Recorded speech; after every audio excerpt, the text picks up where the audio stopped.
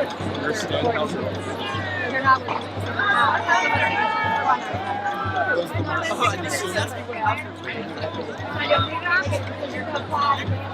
Danny! Danny! Alright, levels first. ¿Hay cuánto? Yo no hay cuánto.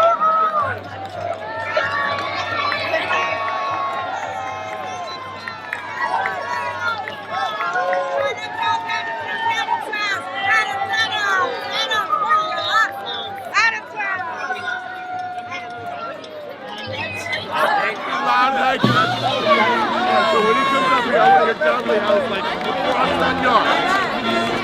Just scream. That's all. He's got to scream. It's your president. Scream in their face. That's what you want. That's what you want. Just scream in his face. Just scream. All right. You guys ready, Dudley House? Let's hear it, Dudley House. Come on, let's go. Let's hear it. Scream. Let's go. That's it. Come on, Dudley House. Let's hear it for your president. Congratulations. Thank you guys.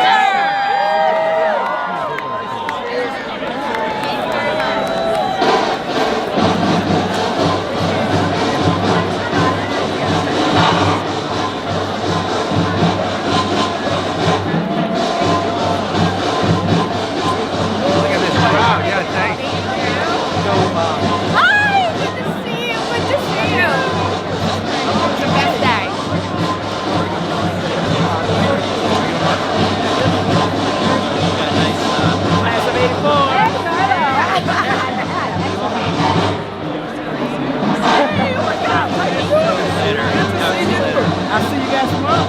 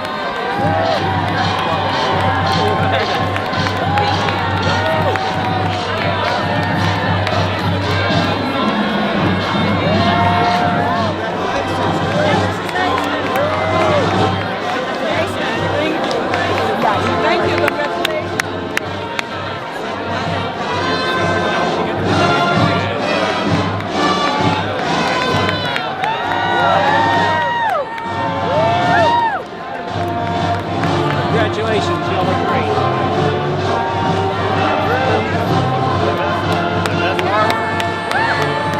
Congratulations. Congratulations.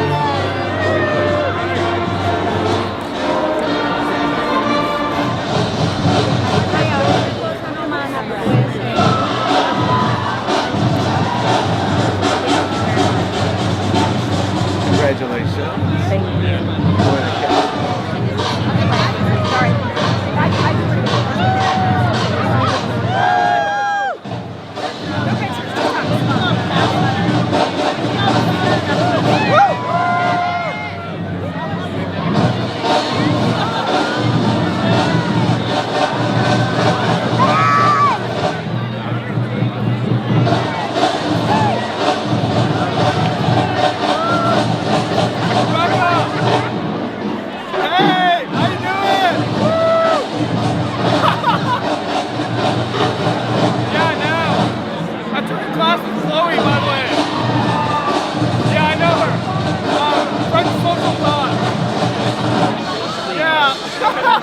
Good to see ya! Woo!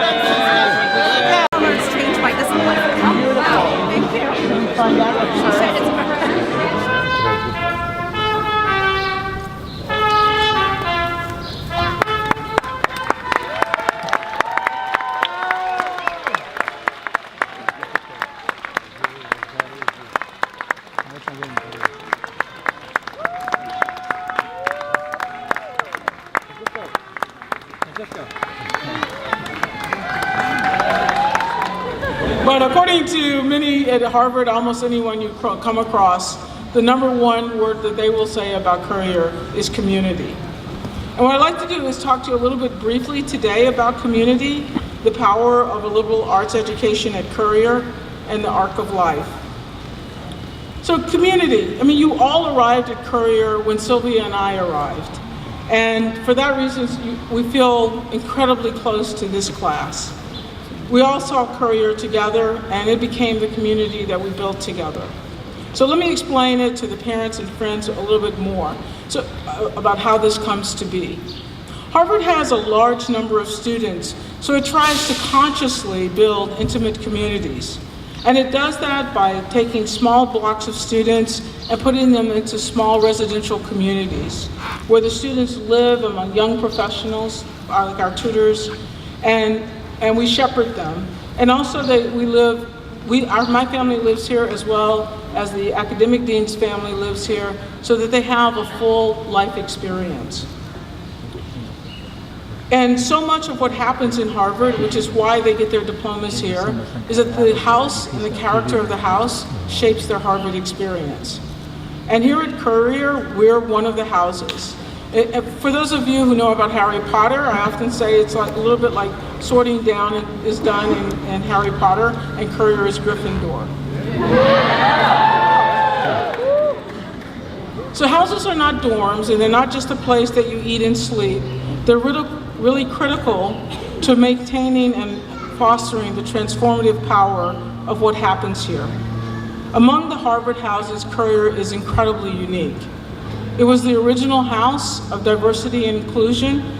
Decades ago, if you were Black or you were Asian or you were Latina or you were LGBTQ or you were the first generation to go to college, the chances are you chose to live here at Courier. And so the fact that Courier was the choice of those communities added to its character. Among them were also people who didn't fit those characters, but who also chose to live here. And that list is quite long and impressive of who they came to be. Caroline Kennedy chose to grow here. Bill Gates and Steve Ballmer started Microsoft here. Yo-Yo Ma lived and played music here. And the list goes on. And of course, we'll soon include many of you all. In fact, it will include all of you as you go on and do many feats as well. So Courier is also the only house named after a woman, Audrey Bruce Courier. We're very proud of that. She was a social activist, and so Courier also inherited an aim for the space about diversity, inclusion, and social justice. And one of the things that's interesting about our past is it made us the guiding light for Harvard itself. If you saw the commencement this morning, you saw all of the diversity and inclusion that's part of Harvard itself, and you saw calls for social justice also, and you saw it recognized. All of this really started at Courier. But when you guys arrived at Courier, you came from places all over the globe at a critical point in your life. You're pretty starry-eyed. Your high school youth had kind of worn off over in the yard, and now you were really steady to grow into the young adults you are now. And having you all here in one community gave the opportunity to learn and grow in matters far beyond educational text. Educational content is important, but just as important in these formative years is the space that allows you to learn to disagree without being disagreeable. The space to experience the world of others. The space to be wrong and change your mind. The space to explore the world. The space to learn from your mistakes. The space to be vulnerable. The space to listen and to become a good questioner. The space to explore the world and the opportunity to take sanctuary from it when you need it. And the space to grow yourself as a person. These have been the aims of Courier. These have been the aims that you taught me are part of the community that you built. And these aims cannot be achieved by virtual educational content or by distance learning. The transformative power of a residential liberal arts education can only be had in a community like Courier's. Each class instantiates Courier for itself, and you have done extremely well, class of 2019. When Sylvia and I arrived 3 years ago, you two arrived as sophomores. And while the seniors were busy developing their exit strategies and the juniors were busy figuring out where they were going to live when their senior year, you focused on career and on building career community. And all that you accomplish, I mean, it would just take hours for me to really list. It's not just the list of the accomplishment, it's what you've given to career and what you're leaving behind. I mean, clearly among the first are the Wall of Women, which I think many of you have seen. This celebrates our history. The ABC dinner, to take a moment to just celebrate the fact that we have community and that we have such a legacy to be proud of and to celebrate each other. Our weekly cinema nights, our live student performances, 100% participation in the recycle quiz, which sounds really funny. It's the first time the houses are pit one against each other in a challenge.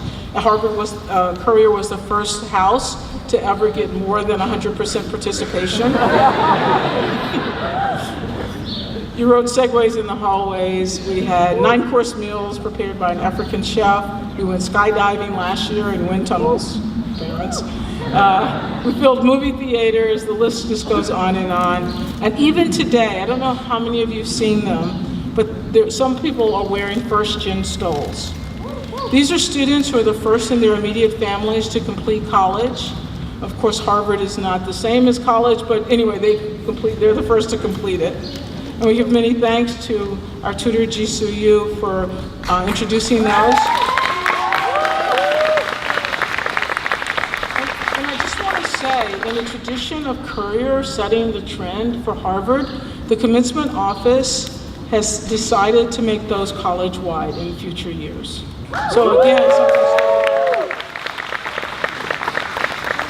and I think the fact that they're adopting those stoles to be community-wide just continues to show how you just keep building community everywhere you go. You're so talented, so beautiful, so amazing. Your concerts, your plays, your accomplishments are incredibly outstanding.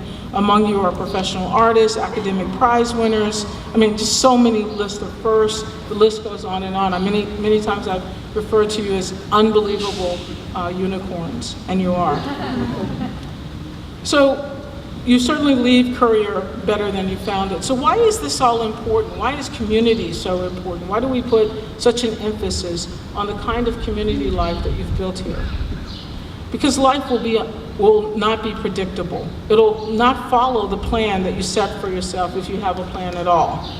You've practiced common ownership, learned how to live together in the same place with people who are not like yourselves, and with people with whom you do not always agree. Still, you found common ground and a way to move forward. You made this place your home and a place where you could thrive. This is the kind of experience that helps you withstand the turmoil and inevitability of life. So in closing, let me just share a couple of examples from my own life. I was raised by my great-grandparents, and all my life I wanted to be a mathematician. A young black girl in the South who wanted to be a mathematician was not something my great-grandparents ever understood, but they always supported. I liked the certainty of math. Everything was black and white, right or wrong. There was no one answer. There was one answer. Back then I believed it, and I could prove it back then. I wanted to be a mathematician until I took my first computer programming class, and from that moment forward, I wanted to be a computer scientist. The certainty of math took the form of logical programming. Instead of numbers and equations on paper, I could write programs that did things in the real world. And so from that moment forward, I just wanted to be a computer scientist. Eventually, I arrived at the PhD program at MIT, and I was the first black woman to get a PhD in computer science from there.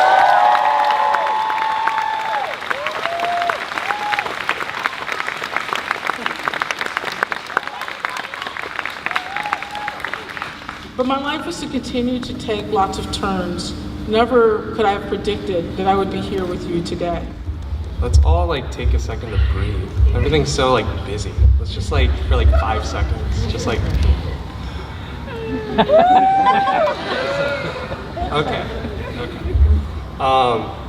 So really quick before I start, my dad couldn't make it today, but he sent me a video, and I was going to show about 10 seconds of it. Today we're here going to Taekwondo, and I got them off, and now we're going to homework. And it's actually my younger sister, when she was like 4, when she was really nice, and now she's really mean to me. And what had happened was she found my older sister and I's camera.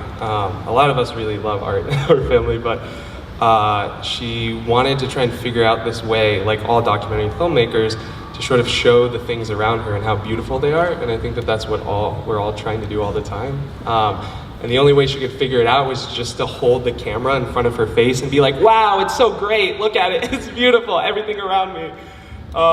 And for my whole life, it's always been probably my favorite piece of art. So okay, here we go, now to start. For as long as I can remember, my father would often stop what he was doing, look at me, smile, and state, "Isn't it great?" Like some sort of recurring catchphrase in a movie.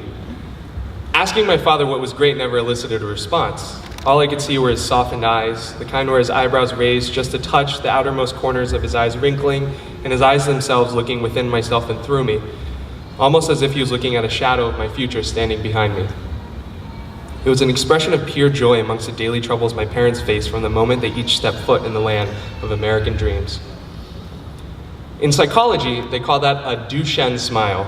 You can think of it as a real smile created from involuntary muscles in our faces expressing our truest emotions in a moment. I guess it was rare enough on a daily basis that psychologists had to call it something to know that it was real. I spent much of my childhood trying to figure out what was great. What was so great to my father to smile like that? So great that it outweighed everything else in his life that to me seemed too heavy to move. My parents having 4 children without anything more than an elementary school education in their respective home countries, like they started a marathon with ankle weights. What was so great? I thought that the search would best be learned through science, studying people in a methodological way.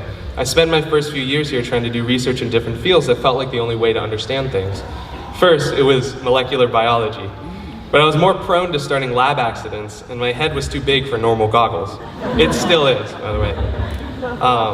Then it was sociology, but that felt too far away for me. I didn't want to use any particular perspective other than the structure I worked together on with people in that moment. Next, I switched to psychology, and I worked at a lab. We studied things from the origins of music to why we punish each other.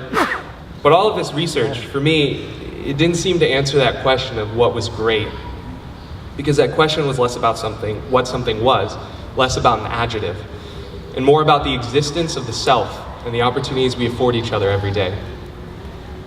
How we perceive what happens to us is vital. My parents taught me that at a young age, and it led me to where I am today. It's how they continued to raise my siblings and I in a foreign country. Before we can progress, we must know our mental state and how we get to the thoughts we believe. So my junior spring, I stopped trying to do research, and I stopped working for labs, and I stopped studying things that seemed like the prescribed thing for me. And instead, I started taking classes in the one thing I always enjoyed, storytelling. Yes, for me, art is this dreamy, wonderful, depressing, sweet, soul-crushing device for sharing how the world is for other people. And the moment I stopped trying to be what I thought I should and started being what I am was the moment I understood. Things became clearer. Or rather, things made more sense because I realized how much I don't know. Life isn't about the places we go or the institutions we are a part of or the weird humble brags we tell each other. No, life, like art, is about the representations we create for ourselves, our families, our friends, for those that gave us and for those that didn't. For the past few years, I've been making a film about my life. And once I gave up on that narcissistic dream, through my time at the college, my film has had a transformative experience and has become about itself. It's a movie about me, Kihub, trying to make a movie about me, Kihub. It's a film about trying to go back and redo moments from my life. I built a time machine and, the character of Kihub built a time machine and went back. It's complicated. But for the past year, I've been filming things around me again and again and again. I learned that I only get one shot at documenting a particular thing, but how something was in that moment isn't particularly important, because we can always go back and redo what we did. In fact, I argue that all we're doing throughout our life is trying to remake things, reenact feelings, get that feeling of how things were, but they're never how they are. And that's okay, because in the pursuit of recreating old things, we create new things, go on new adventures, meet new people, learn new perspectives. And I think that's what's important. To me, art is how I come closer and closer to understanding what's great. We've all made it this far. In fact, I made it this far, and you, everyone here, has made it this far. And this would be then the end of my film, I guess. This right here is a part of the film where I'm supposed to have learned some sort of lesson, right? And we sort of freeze frame as I put an arm up and everything kind of stops with some cheesy 80s music.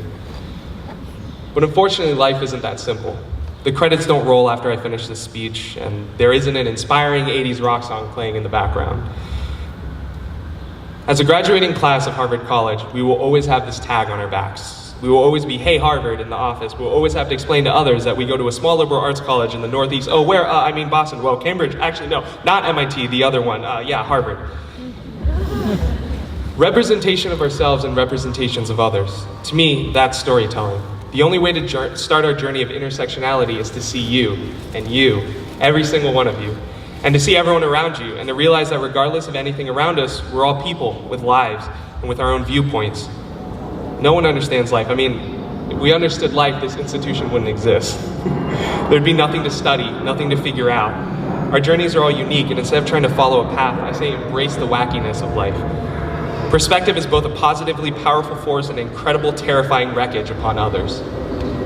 We must continue being open to the people around us, to trust our communities, but to question our beliefs and to trust in the process. Life, like art, isn't about the process or the product, but about both.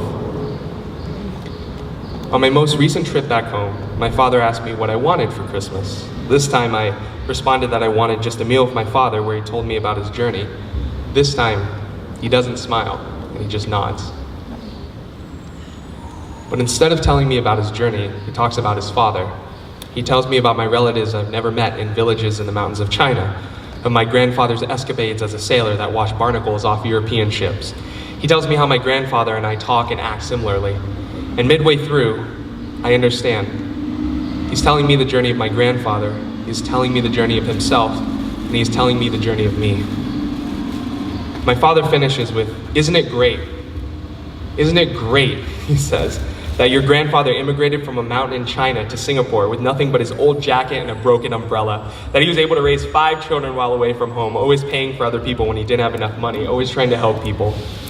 Isn't it great that my father, telling me this story, refuses to tell me much about his own experience in the US, but that I know he was sold into indentured servitude to pay off debt his family owed, that he came to this country with one set of clothes, $40 in his pocket, no education, and no more English than what he learned from the neighbor's television set he would stand outside and watch as a kid.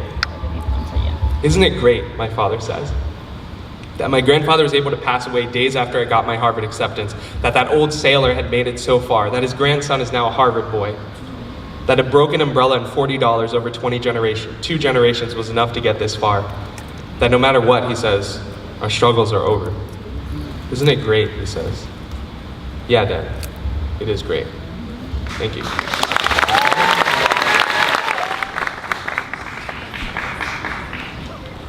Francisco Javier Alvarez.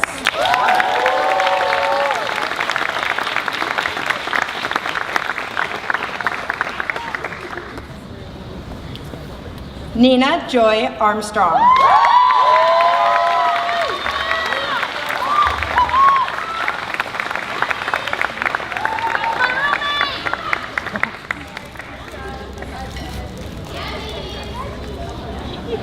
Rana Chandra Bansal.